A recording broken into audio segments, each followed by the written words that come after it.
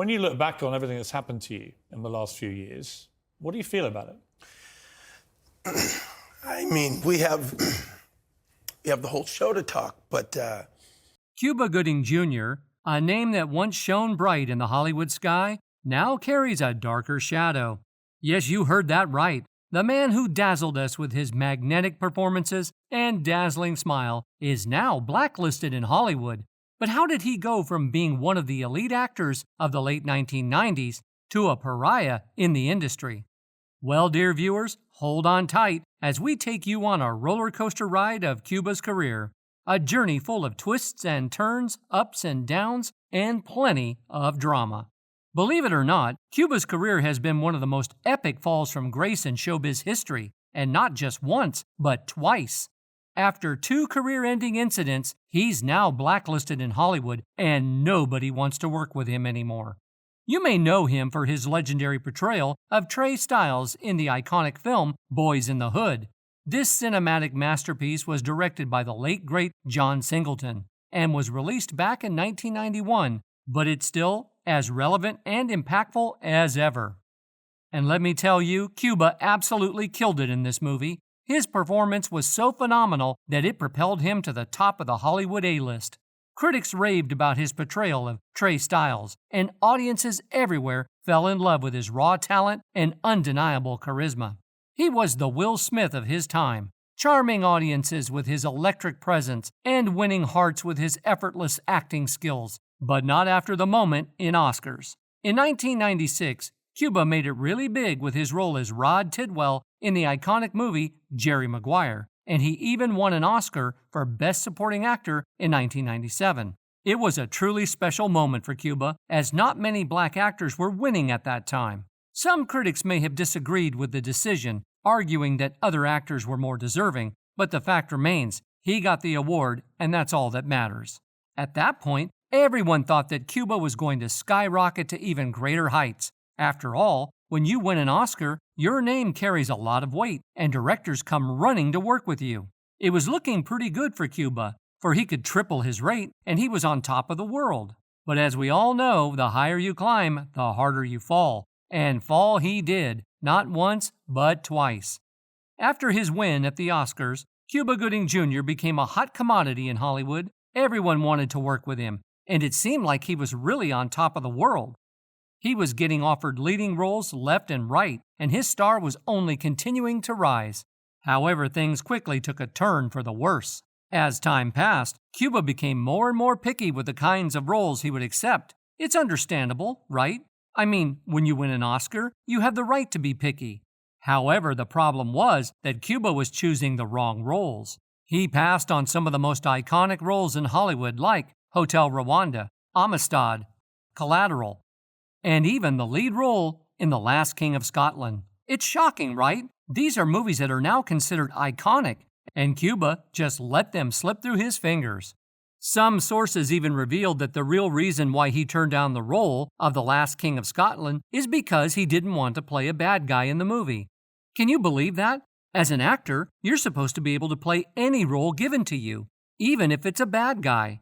The role eventually went to Forest Whitaker, who even won an Oscar for his performance. Ouch. That must have been a huge clapback for Cuba. If only he had grabbed the chance, he could have won another Oscar. But Cuba's pickiness didn't stop there. He also became difficult to work with on set. Directors and producers started to get tired of his attitude, and some even stopped offering him roles altogether. It's no secret that Hollywood is a cutthroat industry, and if you're difficult to work with, people will start to avoid you like the plague.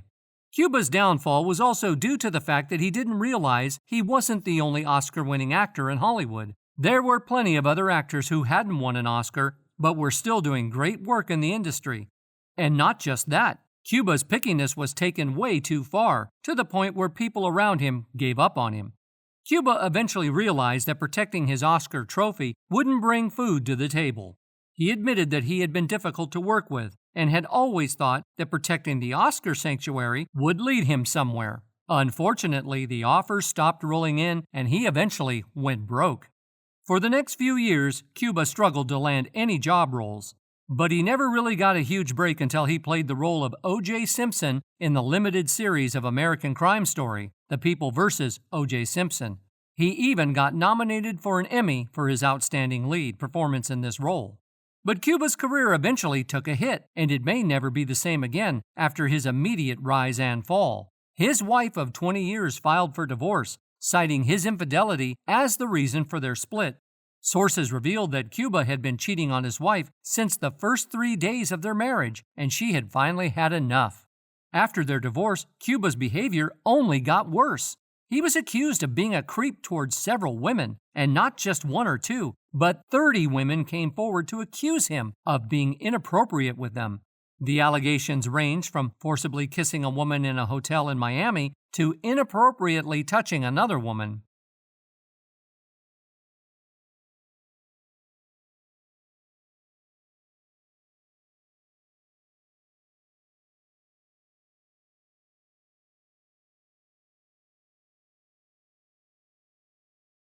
These women clearly did not consent to his advances and accused him of being a creep. One of his victims came forward to talk about her encounters with him. She said that he went into a bar and proceeded to harass a number of women there and punch a man for attempting to take a picture of Cuba receiving a lap dance. In 2019, Cuba was arrested following these allegations. He ended up taking a plea deal, and his conviction was pleaded down to a violation. However, his lawyer tried to defend him, claiming that Cuba was suffering from mental health issues and was simply misunderstood. But many people found it hard to believe that he had made 30 mistakes in touching women's bodies without their consent. To Mr. Cuba Gooding Jr., he did absolutely nothing wrong. And I am completely confident that he will be totally exonerated. Many people believe Cuba destroyed his own career. But according to the man himself, that couldn't be further from the truth. Cuba Gooding Jr. believes that he was treated unfairly by the entertainment industry. In his eyes, there are many other actors, particularly white actors, who have done far worse things than he has, but are still thriving in the industry. Cuba is convinced that the industry let him down because he refused to let them control him. He wasn't willing to play by their rules, and they didn't want to see a black man succeed on his own terms. It's a common conspiracy theory in Hollywood that the elites control black artists and then ruin their careers when they step out of line. And Cuba is not alone in believing this. Other artists, such as Cat Williams and Kanye West, also subscribe to this theory. In fact, Kanye has been known to go on rants about the subject during his concerts, claiming that he is being held back by the industry's powers that be. They can't control me. You get what I'm saying? They can control Shaq. They can control Charles Barkley. They can control LeBron James. They can control Jay-Z and Beyonce. But not you, man. But they can't control me. You see, it ain't no name I won't name. Exactly. It's up.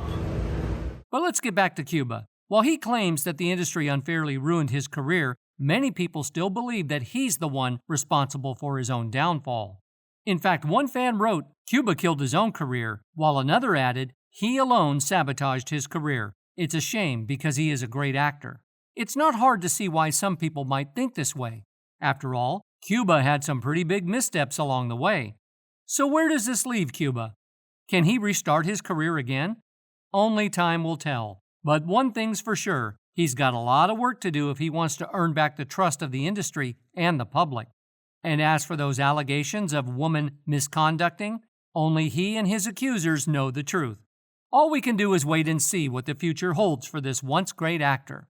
But as always, we want to hear from you. Do you think Cuba can make a comeback? Do you think he's innocent when it comes to woman misconducting? Let us know in the comments below. And be sure to stay tuned for more messy teas in the world of Hollywood.